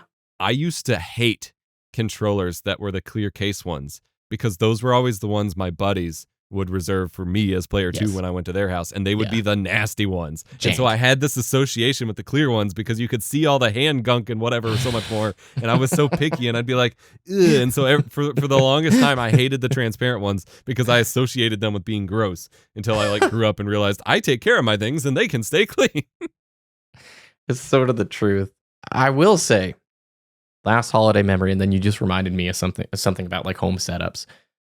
I took the 360 home always, and Gears of War 3, I remember playing, it had a bot mode. Again, being home, I had terrible internet, couldn't play online. But I would play Black Ops 1 bot mode and Gears of War 3 bot mode. I'd turn on like drum and bass music. And that's how I learned Gears 3 was playing against bots and like trying to wall bounce and slide around, and super fun. Bot modes are incredible. Please include them in games. But I have just been thinking about couch gaming, right? We have sort of talked about consoles a lot lately. And one thing I've wanted to do for a long time is get a TV again near my consoles. Since we record a lot, most of my time is always spent at a desk in front of a monitor. And that, I didn't really realize it. I finally got a TV nearby. I started playing again where I can throw my feet up and not be sitting at a desk, not looking at this, what is essentially a work area. And it has completely changed the way a game feels to be able to sit on a couch and play on a TV again. Do you feel similarly? Do you know what I'm sort of talking about here? How different the vibe is when you're not sitting at the same spot you do work? Yes, I am. That is why I'm always that person that still buys consoles, buys games for my consoles. I will pick and choose what game I buy on what console based on where I want to play it. Like if it's a big kind of RPG that I'm going to relax and play at night or play with my wife or whatever, then I'm probably going to pick it up on PS4 or Xbox One or something, even if it's a worse experience to PC, because I want to be able to just recline back and relax and lounge. And you can do that with a PC. And we do have a PC set up at our TV because that's how our kiddo plays Minecraft now. But like, it's a lot more work to control and to get it set up right. And there's just some value in buying the game, popping it in the console. These days, download 100 gigabytes of updates, whatever. But then you just launch it and you play. You don't got to optimize it. You don't got to do whatever. And it completely changes the vibe. And you can still get immersed at your TV setup. And I have with some games like Cyberpunk, like we talked about. But it's so much easier to just kind of relax and unwind and do so on a couch and not in an office chair where you're also doing your work and whatever, especially as someone who works from home. Like having all of that in one space kind of messes with your head, especially when it comes to like what we talked about, of trying to reduce distractions while you're playing. Yeah. When literally my gaming space is also my working space, it's a lot harder to really segment that. It 100% is. And what you mentioned, you helped me build my first PC back in winter 2016. And that is what I was playing Overwatch 1 on with you all. And it was that's part of the memory and the nostalgia is like, oh, this runs so well. This is incredible. I've enjoyed the gaming PC a ton. And I think from a value perspective, it's amazing, especially if you do other creative work like video or photo editing. It is amazing. I think I will always have a PC of some sort moving forward, but I hate to say it, I miss some console simplicity and ecosystem things. What you just mentioned, I have the PC also hooked up to this TV, and to get Mass Effect running on it, gotta move it over to that TV monitor, make that my main display. It always changes the audio output to this, and you got to do all this PC stuff, whereas sometimes it might be just fun to boot it up, have the trophy support, and play it. So I do somewhat miss that a little bit. Yeah, and there are console updates, but it's not as interruptive as like Windows updates and those kinds of things. And we always get these comments whenever we talk about these things, or like when we talked about separating music from your phone, that kind of stuff, where there's always the person who's just like, I just put my phone in airplane mode or whatever, and it's fine. And yeah, there's always the person that just runs everything from their PC. They don't have any issue with it and whatever, and that's great. But there's still, for a lot of us, that mindset shift of like, this is my box that does games, and it primarily does games, and this is where I'm going to relax and have the bigger TV that you can just kind of focus more on and really shift where you're at in your head. Like, you can do stuff with your PC. You can do anything, just like you can play your music on your phone. But there is a brain chemical level advantage to just kind of shifting your focus, your task to be like, I am in relaxed gaming mode. I am not in PC mode or phone mode or whatever.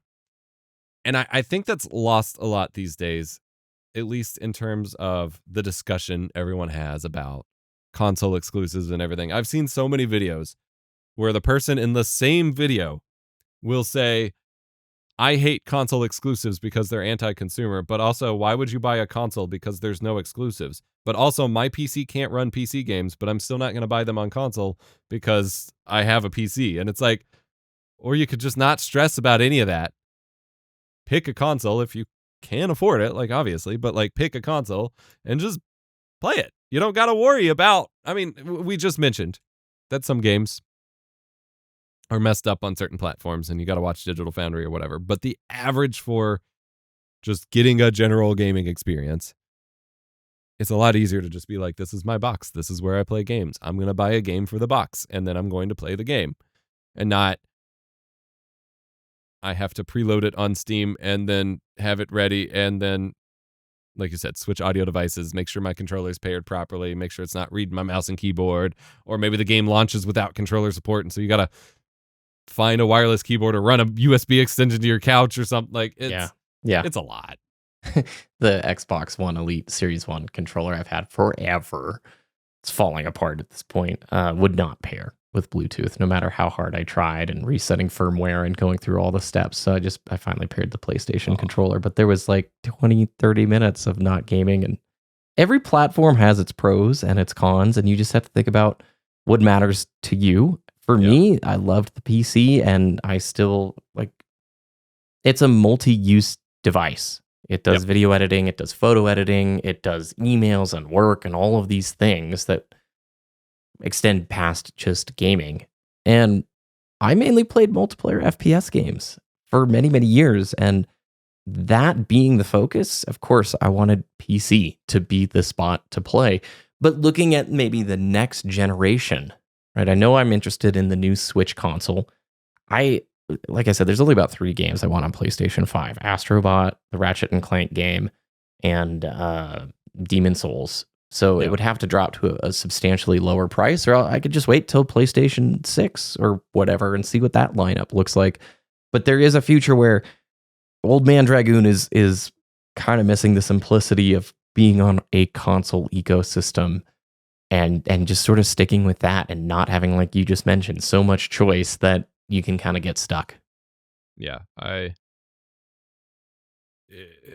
it's one of those, the limitations often like kind of benefit it a little bit because it can only do the thing or can only do X number of things. And even as ridiculous as it is, and I'm not going to pretend it's ultimately a good thing, but like if you can only keep X number of games on your hard drive on your console, then you're going to be more committed to actually playing those games instead of hopping around as much. Now, I don't think games should be 200 gigabytes or 500 gigabytes or whatever, and we should be that limited, but I do think it lends itself to that classic, especially thinking back to what we were just talking about with holiday gaming.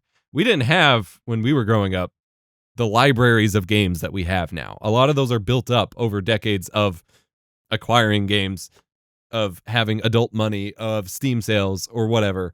Like, we had those precious games where every new game was so much more important. Playing a console kind of takes me back to that, because ultimately, whether you're swapping discs or whether you're limited on space or whatever, like, you kind of are forced to prioritize a little bit more and really evaluate what game is most precious to you to play in that moment. And I think that's super important. 360 is probably always going to be that favorite era and console for me because all of my buddies were on it, and the ecosystem was united, and you would see on your friends list what they were playing, the achievements. Was in these lobbies and parties, and that's the only time that ecosystem of a console, I think, really, really worked for me. And there's never been anything quite like it. Now, speaking of PC benefits, you were telling me about this sick Humble bundle they've got going for some pretty rad shooter games. Do you want to highlight this and when it's happening?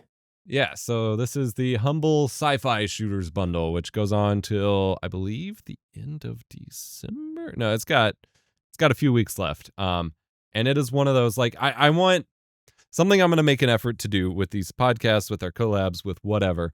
Whenever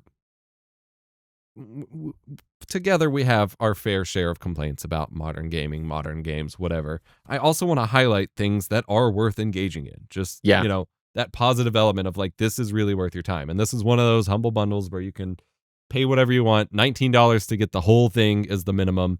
And you get the Crysis Remastered Trilogy. You get the reboot of Prey. You get the Star Wars Dark Forces Remaster, the System Shock remake, Doom 2016, and a awesome DLC for that Prey game. All for $19. That is a lot of game time. And I'm not saying raw gaming hours. These are not 100-hour long games. These are good value games where you are going to be able to easily play through the games, start to finish, if you like shooters and sci-fi, obviously, and have great experiences. Crysis is a weird series. Obviously, the first one was legendary for many things, visual and whatever, that don't necessarily apply today, but it was still a unique game mechanic idea with the suit switching and the Far Cry-esque island running around and causing chaos. Like, it's a really good formula if you just like clicking some heads and running around and doing crazy stuff. Got some classic Star Wars action in there that's a lot of fun. And all of these games run on the Steam Deck, which is great if you want to take it portably. I personally do not like playing shooters on the Steam Deck, but plenty of people do, and that's fine. But you got some nice, concise, really intriguing sci-fi stories and experiences. And Doom 2016 is worth $19 alone. That game is incredible. If people want to just spend $10 to get Crysis Remastered and Doom, that is well worth it. You know, System Shock, this is the remake of the old school 1994 game, and I've looked at this a bunch. I've ultimately strayed away because I've heard it's like pretty hardcore, but this is a really sick bundle. And what you mentioned too, we don't really get many single player FPS games anymore, and Crysis may resonate with someone. And the bow, it was a really cool and an important series, and I'm glad you brought this up because I'm absolutely gonna pick this up just for the Crysis bundle. I've never played Prey, heard good things, but yeah, this is Humble Bundle's kind of the best. Yeah, System Shock. If you haven't played it and you're like, oh, it's a remake of an old one or whatever, really look into it. I think Digital Foundry made a video on it, and I think Modern Vintage Gamer did, and it's such a fascinating remake process because they truly like recreated the retro visuals in a really compelling modern way that still makes it immersive while also recognizing that you're playing a game from a very long time ago.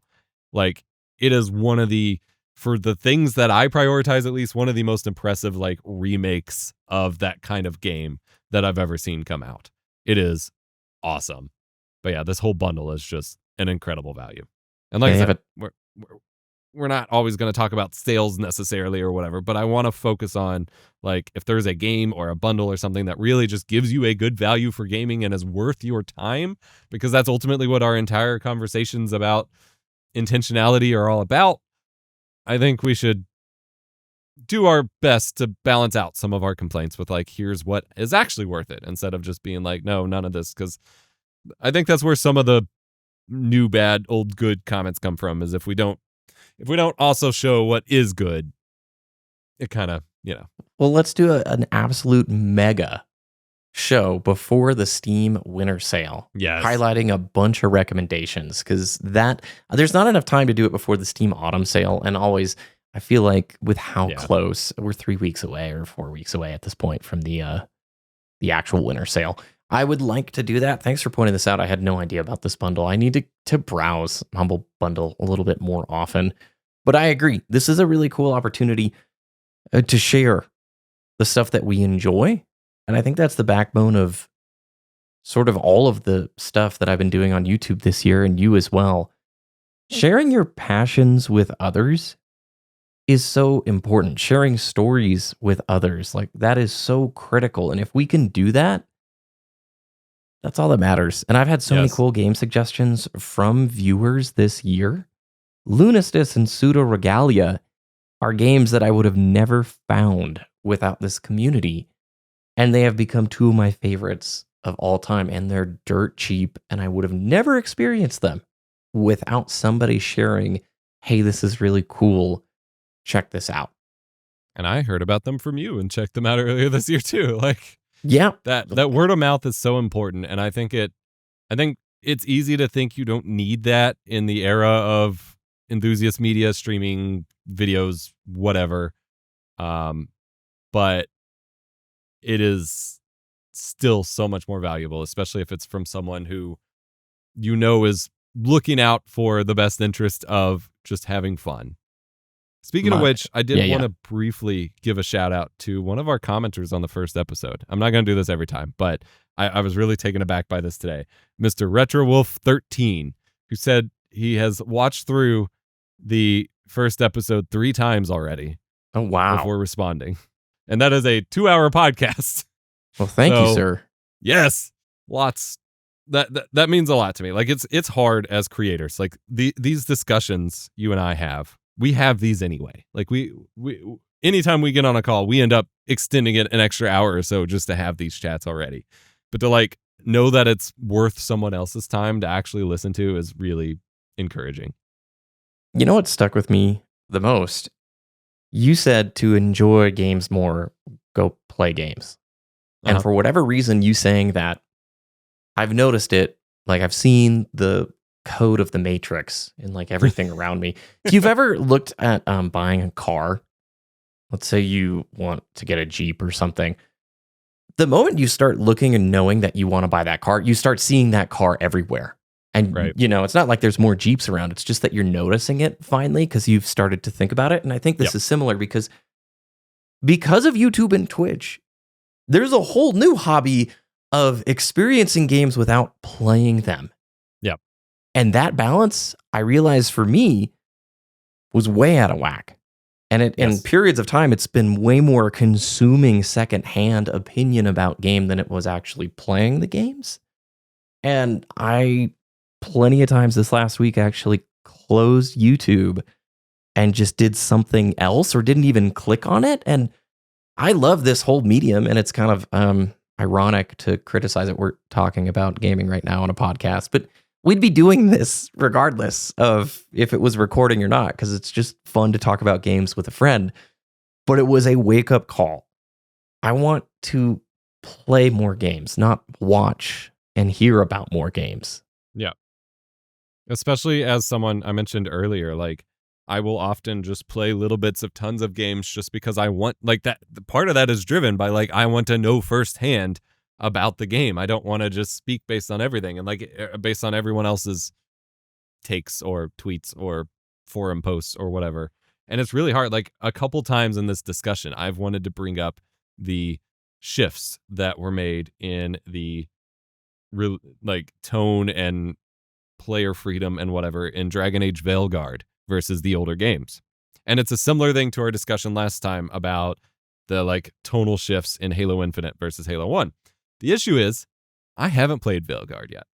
And I don't think I should be parroting what other people have said, even if it's true, until I've experienced it. Because frankly, I don't know how much it will actually impact my experience until I play it myself. There's still some points to being aware that they changed it a lot and like that is valuable information. But I don't think I should let that completely shift how I feel about the game until I've really like tried it myself. And so I've had to resist this whole time, not bringing it up to like complain about it, because it doesn't make sense for me to complain about something I have not seen firsthand. If it was something truly egregious that ruined the game and like I would never want to play it, that's something different. But like I still want to play it.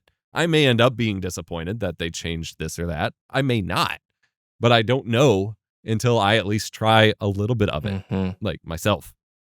And that is wise. And I'm thinking about it myself. That's probably going to be the tidbit I take away from this and I think about over the next few weeks, because I will absolutely share a tweet or a screenshot of a video title or something with you where I haven't even experienced it. It's like the friend who like just parrots the headline of the article without reading the article. Yeah, and it's easy to get caught up in because, I got the gist of it. I read a little bit of it.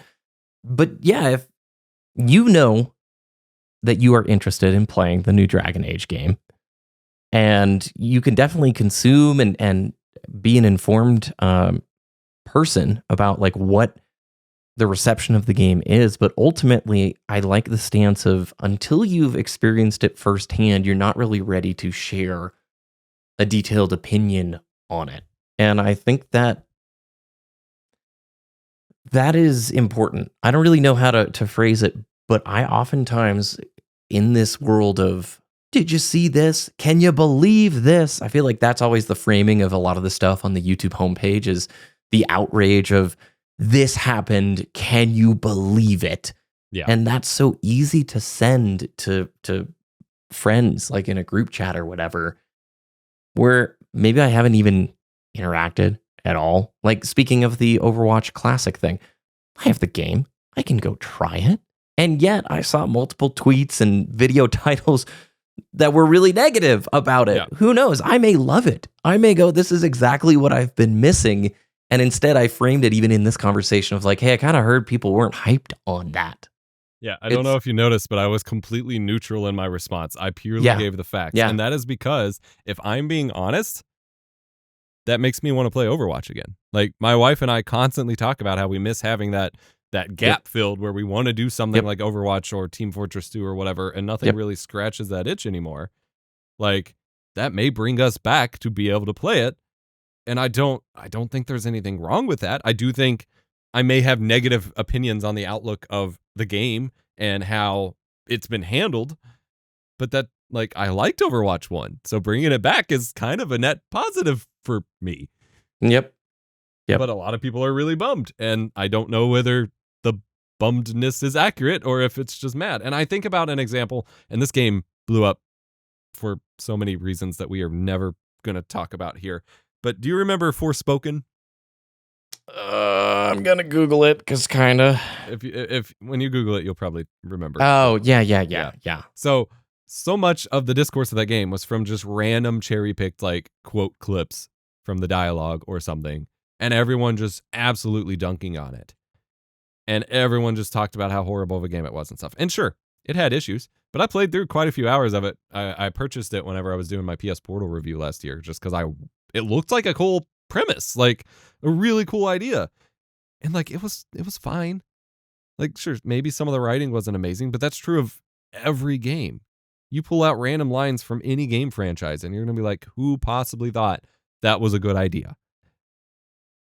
And like, it wasn't a 10 out of 10 game. And I think this goes back to like our discussion of discourse last time of like, every game is made to be like super high stakes now. And I was just like, it was a fine game. I frankly wouldn't have thought to complain about it so loudly if other people weren't talking about it. Like, I would have just played it and been like, yep, all right, moving on. And I think that's true of so many games. Like, people just want to share the headline, the quote, the clip, like, can you imagine? And I say this knowing full well Starfield was not the best received, I guess, but can you imagine like Skyrim, Oblivion? Imagine you had a PS3. Did you play Oblivion on the PS3? 360. Okay. On PS3, it had tons of issues with like the faces and the voices and stuff. That or like the Fallout physics with like the horse getting stuck in the wall. That's always used as an example or something. Yeah. Like, could you imagine a game like that releasing with social media presence? Like, they would have been destroyed over these things that eventually became part of the Bethesda charm for at least a few years. Yeah. That when picked out of context and not as a greater consequence of this crazy engine on the whole, like, it would have just been destroyed over these little things that people who hadn't played the games wouldn't realize that, yeah, maybe it's not the best aspect of it, but like, it's part of the fun. Like, I don't know. I have an example here I think that fits in. And there's a lot of videos talking about this too, where you'll be like, we need more 7 out of 10 games, that kind of a thing. Yeah. Immortals of Avium. I didn't think it was horrible. I didn't really like it. It was definitely, if I had to give it a review score, like a 6 or 7 out of 10. It was like, okay, cool, creative, unique idea. But I didn't despise it. And I feel like it came out, the studio behind it shut down that like a month later, and everybody's like, see, I told you, no identity, horrible game. Well, again, I thought it was all right. But then I looked up the budget. And apparently rumored it's $125 million game. Yeah. And I'm all for hidden gems, taking creative risks. I think what Sean Layden said, is spot on. And Immortals of Avium, like an FPS wizard game where you're like shooting spells instead of weapons, sounds incredible. But if this was, let's say, a $30 million game that didn't need to be photorealistic, that didn't need all of this junk, I imagine there might have been more time spent on the game instead of the visuals, because you don't need a photorealistic wizard game in Unreal Engine 5, you know? So I think what you're saying is true. There's plenty of times where I'll play something and then realize, oh, wow, the internet super hates this. Like, am I wrong for thinking it was mid instead of just hating on it? Even this game, every time I see gameplay from it, I'm like, whenever I see that on a big enough sale, I'm going to pick it up and I'm going to have fun with it. And that's fine. That's how I used to play literally every game. Yeah. Yep. That's how I discovered every game I like, pretty much, is, okay, when it's cheap enough, I'll probably try it. And then I'm like, this is great. Whereas when it's like, this is $70 and it took 10 years and it was $500 million. And look, there's a celebrity as the main character with motion mocap and all this stuff. And it's like, oh, this is what you made. And it's just, Well, I appreciate yet another week, another episode of the Dualcom podcast. Are there any topics or things that we missed you want to cover right before we wrap? I just want to real quick say goodbye to Battlefield on the Xbox 360. Oh, it's gone, right? The servers are shut down? Era. Yeah, the servers are completely gone. On PS3, you can use like private servers for Bad Company 2 and maybe Battlefield 3. But yeah, official servers are completely gone. Lots of memories. I have a whole video on it, but just want to say rest in peace once again as things that we played a lot back in the day continue to evaporate. Don't need to harp on it. Just end of an era. That was the first time console players, I mean, Bad Company 2 came first, but you know, those games were the first time console players really got a big Battlefield experience, and it was a big deal at the time. Battlefield 3 on 360 is a technical marvel, and that's how I probably played a few hundred hours of that game. And I still fondly remember how it felt and it played. I remember the beta. Was it Operation Metro Rush? Yep. And the map would change and level loot, and you'd blow up the ground to go under the ground, and you'd push to the end. And I would Sometimes still you'd glitch through the floor and just float under the level. Yeah, it's far. Look, 2042 is 2042. It did not have the feeling that Battlefield 3 did. And that is it's a little bittersweet, thankfully, right? PC servers are still up. Yes. All right. Project Venice Unleashed for BF3, and I just learned that the people who made that made Project Rome for private servers for Bad Company 2, because those are gone on PC too. But they are working on making Bad Company 2 still playable on PC too, which is wonderful. I have tried to play Battlefield 3 on PC over the years, and sometimes there's a good player base, and other times not so much. You know, Battlefield 1 and Battlefield 5 still have ridiculously big PC player bases. Like, it makes no sense, the kind of size the populations those games have. Or maybe it does make sense. It's a chill server browser PC shooter that doesn't have SBMM. Go figure. And it's another one of those loop into the holiday games thing of around the holidays, all of these older multiplayer games get a little bit of a population bump as everyone goes back and feels nostalgic or wants to play for a little bit. And so I often plan in my gaming schedule or whatever to spend a little time in old COD 4 or Battlefield 3 or whatever, because that's one of the rare moments where you still get to kind of engage with it. Because like you said, population can be hit or miss. You sure you're not just going back for the Christmas noobs, Epos? Oh, yeah. Just stack those clips. Oh yeah, that's what I'm doing. My Tomahawk montage and my going for my nukes, and I want a Claymore montage. Thank you. Pop it down, wait around the corner, put on some old school 2000s era rock or punk band. That's the montage I need to see. Absolutely, get some 3 Days Grace, some Evanescence. Well, thanks very much. And thanks to everybody who listened yet again. I want to remind everybody that this show is available Apple Podcasts, Spotify, Amazon Music, iHeartRadio. If there are other podcast players or places we should be, mention it in the comments, and I will try and get our RSS feed submitted over there.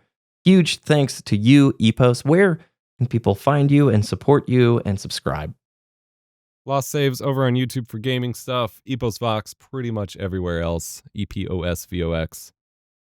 Yeah, we'll have linked in various things, but those are my two main ones you'd want to focus on. Once again, thanks.